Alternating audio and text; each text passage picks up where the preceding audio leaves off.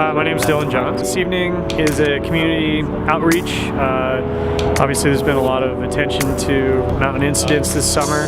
Kickoffs to our program that we're looking to launch here, just a more intensive program. We already have one in the winter, so this will be a more summer-based thing, I believe. Training right now to join the team, but it's a great group of people and learning a lot of amazing things, so it's a great organization. We hope that tonight answers a lot of your questions. We're going to start with a short presentation, and we're going to hear from our panel, and afterwards we'll have a Q&A session. So save your questions to the end, and I hope that you enjoy. So I'm Greg Chapman. I got the role of just giving a little bit of context for what we do here as a team. Mostly what we're doing is search. We're going out looking for lost people.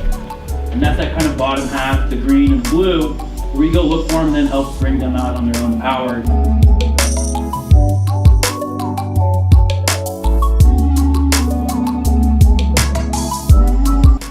So we're a pretty dedicated bunch of volunteers. We've become good friends and we're kind of like a big family, so it's a great organization. So how a mission would get started is if someone were to call 911 with an emergency, they may call on the phone, on a cell phone. They may call, they actually can text. I don't know if you know that, but you can actually text to 911.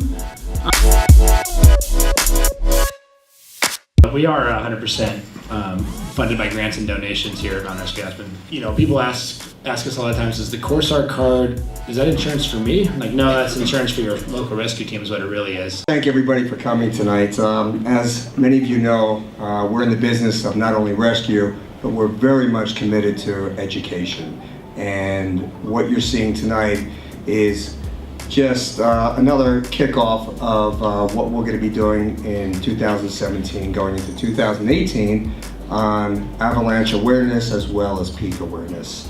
My name's Doug Paley. As Greg mentioned, I am the training officer, and my job is pretty much to make sure that this team is rescue ready. It's a term we use quite often. We're an all-volunteer rescue team dedicated to saving lives through backcountry rescue and mountain safety education. So our goal is really to get out, engage the community more, and really work on the preventative SAR, the PSAR side of things. So we're not just responding, we're hopefully helping prevent. We're lucky, we're one of a handful of accredited teams in the state of Colorado. I believe there's a little over 70 actually organized, registered search and rescue teams in the state of Colorado with the Colorado Search and Rescue Board. And I believe there's only 10 or 11 accredited teams in Colorado right now. And what that means is we've gone through a rigorous testing and accreditation process to really demonstrate that we're a deep team with a lot of skill, and it's something that we're really proud of. It's something that earns us a Type 1 designation in the international and the national FEMA system, which allows us to provide a lot of mutual aid and support all around the state. Is there a singular issue that makes up the majority of these rescues or recoveries? You know, one of the common questions that we get is, how often are you guys out there getting folks that were ill-prepared, didn't have the knowledge, skill, ability to be where they were, do what they were doing, versus how often does stuff happen, right? So I think it's important to open with about half of the things, kind of anecdotally, that we respond to are folks that had the knowledge, skill, ability to be where they were, do what they were doing, were prepared, and just things happen. And the other half of the time, it's folks that make mistakes, if we can call it that. But I think we see some common themes, and that's, you know, people not following the standard routes. Yes, there may be a route that was described in some guidebook 10 years ago, but not following the standard routes and being up on top of a peak and looking down and saying, I think this is the best way down. Well, if that was the best way down, that would be described as a standard route. If that was the safest, most efficient way of getting down, right, that would be detailed, but it's not. And then we see people that are ill-prepared, right? So it's really important that you may be going out for your 2-hour hike up the trail. Well, 2 hours at 4 o'clock in the afternoon is great, but what if you twist your ankle and you can't hike out? Do you have food, water, you know, extra clothes, etc., to keep yourself warm? So it's kind of being prepared for the unexpected.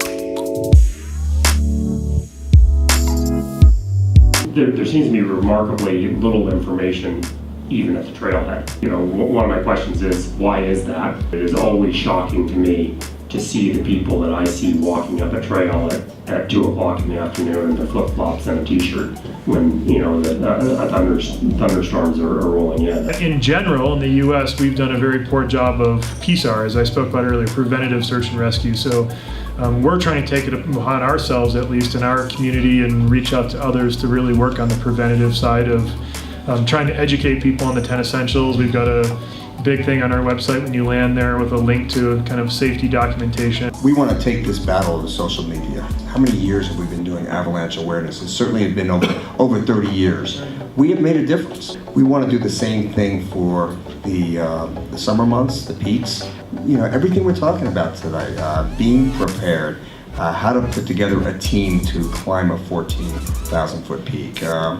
I think we have some insight onto that, and we certainly have a lot of knowledge because we deal with it almost on a daily basis. So this is our kickoff. I think you're going to hear a lot more from this team on our commitment, or actually escalating our commitment to education and using whatever means that are out there to get the message across.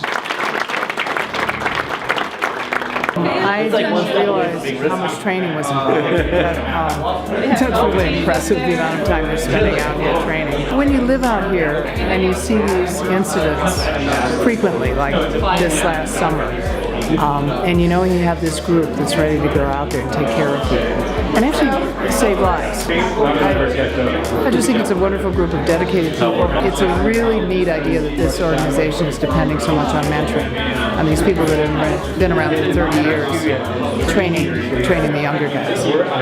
Okay, this is one of our training decks, and what you see over here is a new system that we've developed that deals with people going on high peaks that need to travel light and fast, as well as rescues that would be at lower altitudes, like a U-trail.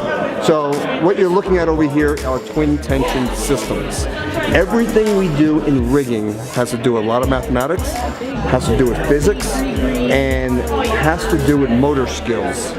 And we teach our members to be unconsciously competent, and that's the biggest challenge. They got to be able to do it, not think too much, and once they become unconsciously confident, they have to be doing it with mittens on, because often we are rigging in very extreme cold conditions. That's what we got over here. To become a member, the average learning curve, it's going to take about 2 years till you understand these skills. You can rig them. You may not be incredibly efficient. The more you work on these, on a lot of the tools we have over here, the more efficient you get. Often we are working quickly, especially when there's a high sense of urgency. We at Bristlecone really want to be able to help the community be more educated on being prepared when they're in the backcountry. And so what we have here is a little bit of a basic collection of what you should take on, honestly, everyday hike, no matter how short or long. So there's a little aspect of, having a first aid kit, some kind of a whistle to be able to signal if you have nothing else with you, a little headlamp, just tiny so it can fit in your medical kit and it doesn't add any extra weight, an overnight bag to be able to, if you had to, stay the night out. This is kind of like the basics of what I always take with me, and all of it always lives in my dry bag. So then when I go out, I'm never wondering, oh, did I pack that, did I not? Because I've got it with me. It's in a dry bag, so it always stays water safe. It's really important for Bristlecone to be part of this education process because we honestly are one of the front lines of people heading into the backcountry. So I know that some of the discussion tonight was about how maybe signage at the trailhead isn't quite enough because by the time people get to the trailhead, they've already made up their mind they're going to go anyway, and they might not have everything that they need to be fully prepared. So the vendors like Bristlecone are going to be that line of education and preparedness and making sure that people are truly well prepared for the adventures that they want to go on.